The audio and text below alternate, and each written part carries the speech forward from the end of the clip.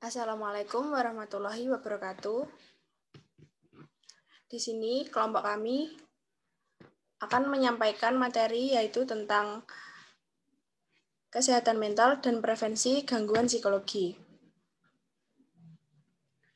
Dengan dosen pengampu yaitu Bapak Zainul Anwar SPSI MPSI Psikolog dan kelompok kami yang beranggotakan Sukma Ayu P dengan NIM 083, Rika Aprilia Mentari, saya sendiri dengan NIM 093, Ilba Sitakiah dengan NIM 095, Estiana dengan NIM 109, dan Dinda Sherly Aulia dengan NIM 118.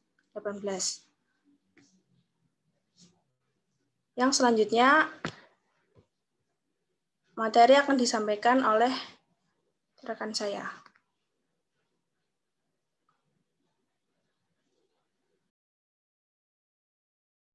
Baik, selanjutnya yaitu definisi kesehatan mental.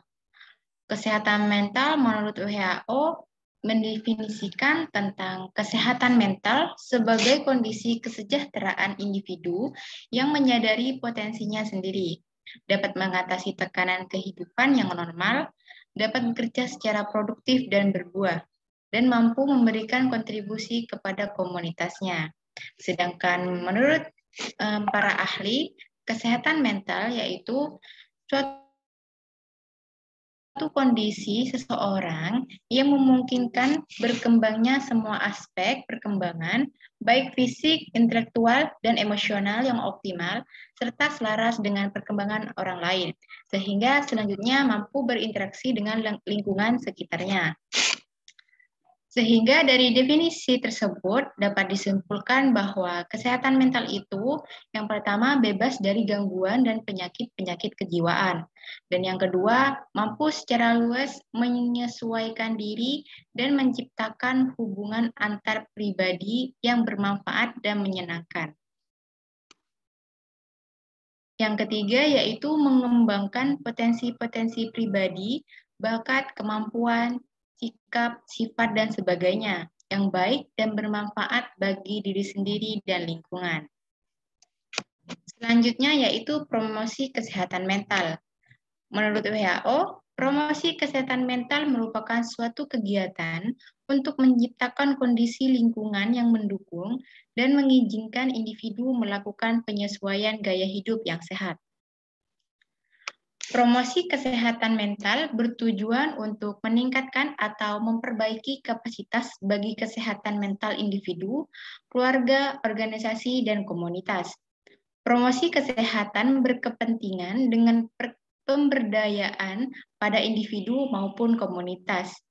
Inisiatif-inisiatif promosi perlu mencangkup perhatian pada individu sendiri, sehingga dia bisa memiliki kesanggupan untuk menghadapi kesulitannya. Dan pada pihak lain, keterlibatan lingkungan, termasuk struktur-struktur yang memfasilitasi perencanaan dan pengambilan keputusan dalam pengadaan dan pelaksanaan layanan. Selanjutnya akan dijelaskan oleh teman saya. Baik, selanjutnya ada prevensi. Prevensi merupakan usaha yang bertujuan untuk mengurangi atau mencegah risiko sehingga terhindar dari penyakit mental. Cara yang dapat dilakukan adalah dengan menjaga kesehatan fisik serta pemenuhan kebutuhan psikologis seperti memperoleh kasih sayang, rasa aman, penghargaan diri, aktualisasi diri, sebagaimana semestinya sehingga individu mampu memaksimalkan potensi yang dimilikinya. Berikut ada tahapan prevensi yang dikemukakan oleh Livell and Clark pada tahun 1950. Ada 3 tahapan prevensi. Yang pertama, prevensi primer, yaitu bersifat proaktif dan diarahkan pada populasi, bukan sekedar perorangan. Prevensi primer berupaya untuk mengurangi angka kasus-kasus baru. Yang kedua, prevensi sekunder. Terdiri dari seperangkat pengukuran yang digunakan untuk deteksi dini dan intervensi segera guna mengontrol suatu problem atau penyakit dan meminimalkan konsekuensi yang terjadi. Prevensi sekunder ini berupaya menurunkan angka gangguan dalam populasi. Yang ketiga, prevensi tersier, yaitu menurunkan derajat disabilitas karena adanya gangguan tertentu, berfokus pada reduksi lebih lanjut di komplikasi yang berkembang dari suatu penyakit atau problem melalui treatment dan rehabilitasi. Selanjutnya ada target-target prevensi. Yang pertama, prevensi universal, ditargetkan pada publik umum. Yang kedua, prevensi selektif, ditargetkan untuk individu-individu. Yang ketiga, intervensi preventif terindikasi, ditargetkan untuk individu dengan resiko tinggi. Selanjutnya dijelaskan oleh rekan saya.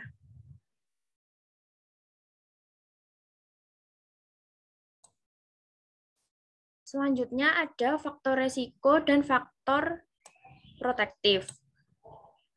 Para ahli M. Klein atau Maxwell, Platt, Harris, and Jepson 2008 menjelaskan bahwa faktor protektif merupakan karakteristik individu dan lingkungan yang bersifat melindungi dari gangguan kejiwaan. Faktor protektif ini merupakan karakteristik yang terdapat dalam diri individu yang mampu mendukung individu dalam menurunkan atau melawan perilaku bermasalah.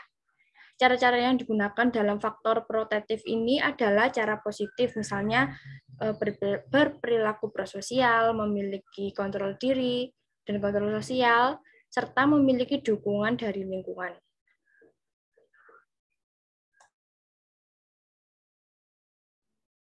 Selanjutnya yaitu ada faktor risiko. Faktor risiko adalah segala sesuatu yang mencakup kondisi emosi yang merupakan dasar atau pemicu munculnya perilaku atau aktivitas yang negatif. Faktor risiko akan meningkatkan kecenderungan terhadap pengembangan perilaku bermasalah.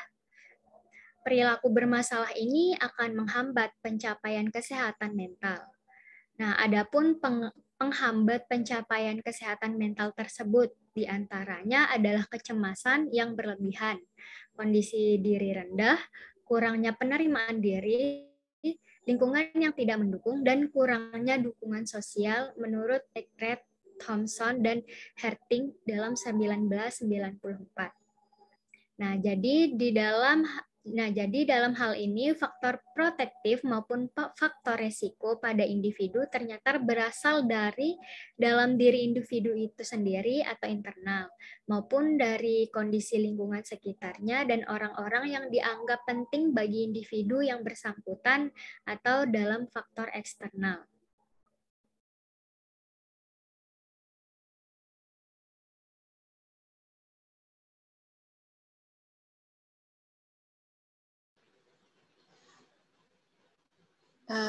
Nah, berikut ini merupakan referensi yang kelompok kami gunakan.